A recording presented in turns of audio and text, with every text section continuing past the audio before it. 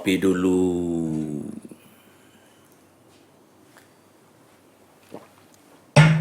Semangat pagi Indonesia, para sahabat sang kakek. Kita berjumpa lagi dalam refleksi sang kakek pada pagi hari ini. Kita akan membahas tentang sang ulama. Apa itu? Kenapa harus membahas sang ulama?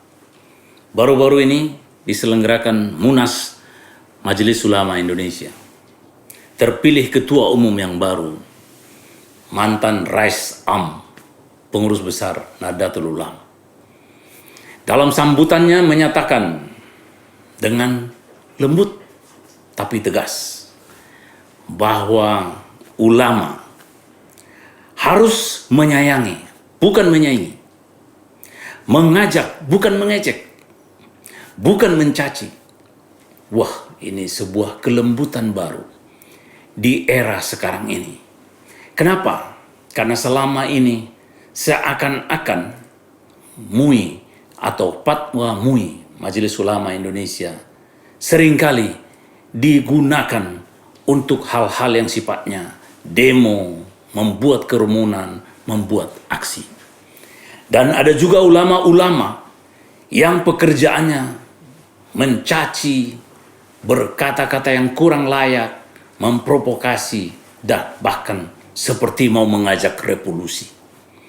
Dengan ketua umum MUI yang baru, sepertinya sebuah nuansa, sebuah suasana, sebuah pesan yang lembut, menyejukkan, yang menyatakan bahwa ulama adalah sebuah elemen bangsa yang harus memberi kedamaian, keteduhan, dan juga memberikan sebuah cakrawala berpikir untuk bertanggung jawab, ikut juga memberikan masukan bagi negara, bagi pemerintah, dan bisa memadukan yang keras dengan yang lembut, yang kurang baik dengan yang baik, sehingga suara ulama itu menjadi suara kesejukan, bukan suara perang, bukan suara konflik, bukan suara caci maki, bukan saling mengejek dan saling menjelek-jelekan.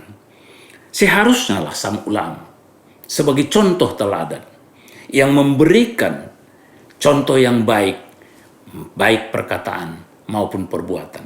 Dan itulah sesungguhnya makna ulama yang kita pahami, bahwa alim ulama, pemimpin agama adalah contoh teladan kita yang patut kita tiru, apa yang dibuatnya di depan kita, di belakang kita, dan di samping kita, sehingga kita menjadi manusia yang berakhlak.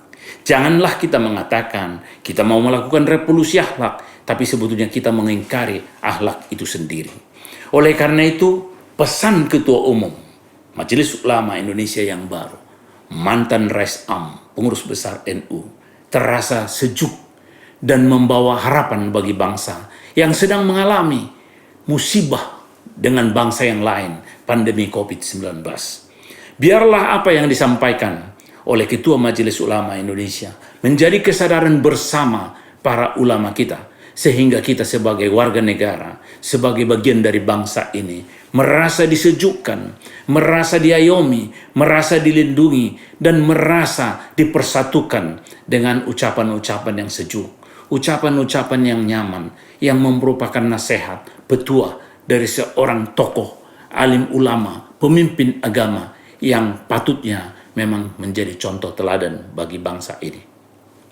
Harapan kita tentu saja bagaimana pesan Ketua Majelis Ulama Indonesia ini bisa menjadi panduan dan alat ukur dari para ulama kita, sehingga dalam bersikap, bertutur, berkata, dan berbuat, mereka bisa menunjukkan sikap elegan, sikap wibawa, sikap sejuk, dan sikap baik dari seorang ulama yang patut menjadi contoh dan teladan bagi kita. Harapan kita biarlah bangsa ini dengan pemimpin-pemimpin bangsa kita, dengan ulama-ulama kita, bisa melewati masa-masa sulit. Kita saling mendukung, kita saling menyayangi, bukan menyaingi, saling mengajak, bukan mengejek, bukan saling membenci, tetapi mari kita bangun bangsa ini menjadi bangsa yang bermartabat, menjadi bangsa yang elegan, menjadi bangsa yang berlomba-lomba berbuat kebaikan melalui contoh teladan, perkataan, dan perbuatan. Biarlah harapan kita, Majelis Ulama Indonesia periode ini sampai ke depan bisa menjadi penyejuk bagi panasnya suhu politik, penyejuk bagi susahnya menghadapi pandemi COVID-19. Dan vaksin bisa segera kita terima dan kita bisa keluar dari musibah pandemi COVID-19. Terima kasih kepada para ulama, khususnya Ketua Umum Majelis Ulama Indonesia yang telah memberi contoh yang baik bagi bangsa ini. Semoga Majelis Ulama Indonesia semakin berperan bisa memberikan kebaikan dan berkah bagi bangsa ini melalui doa-doa, harapan-harapan yang diberikan oleh para ulama kita. Selamat bekerja dan melayani Majelis Ulama Indonesia. Mari kita bangun bangsa kita menjadi bangsa yang berakhlak, bukan dalam perkataan, tapi melalui perbuatan nyata. Sampai di sini dulu para sahabat sang kakek. Refleksi kita tentang sang ulama. Ngopi dulu.